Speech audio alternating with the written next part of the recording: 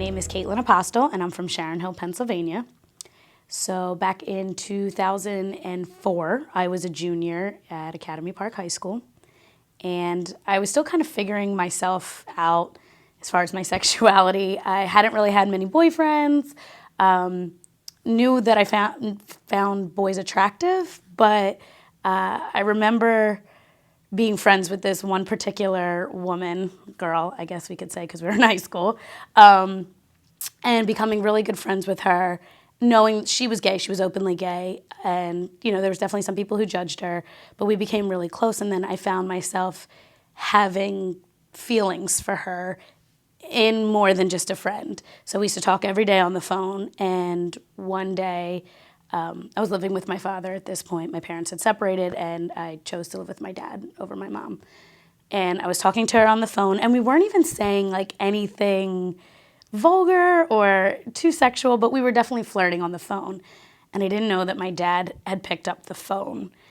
And I'm having this conversation with her, and I get off the phone, or I hear him actually yell up to me. He was downstairs in the living room, and I'm upstairs in my bedroom. And he yells down to me, "Kaitlin, I need you to come down here when you're done." So I'm like, what did I do? Like, I got really nervous. I thought I was in trouble for something. So I get off the phone with her, and I remember walking down the steps, and he was like very serious, like, "I need to ask you something." And I was like, "What?" And he was like, "Are you gay?"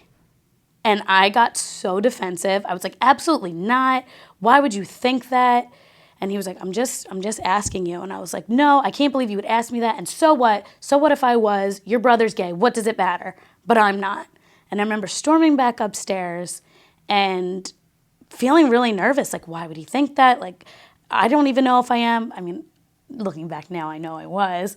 But at that time, just feeling really nervous and almost mad at him that he would ask me that.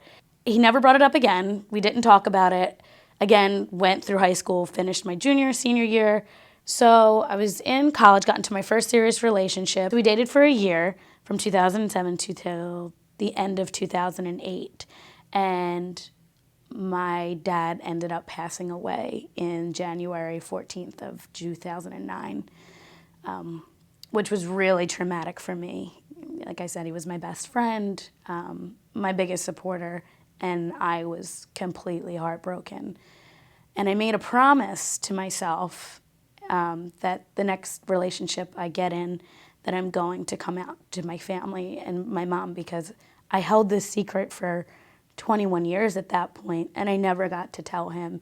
And that's something I felt some regret in that. I didn't feel like I was my authentic self with my own father. And then 2010, I met another woman and I started dating again, and it became kind of serious.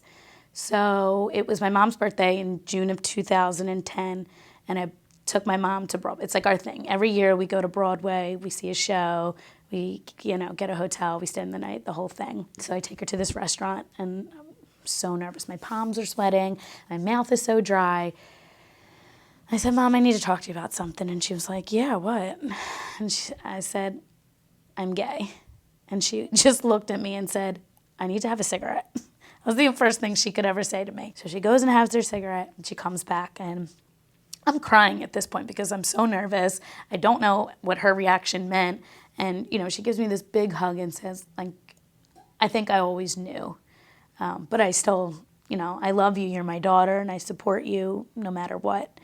So at this point, it's November, it's Thanksgiving, and we always spend my holidays typically at my dad's, either brother or sister. And so we were at my Uncle Ray's house, and this is the first time I'm seeing any of my family since my mom actually told them.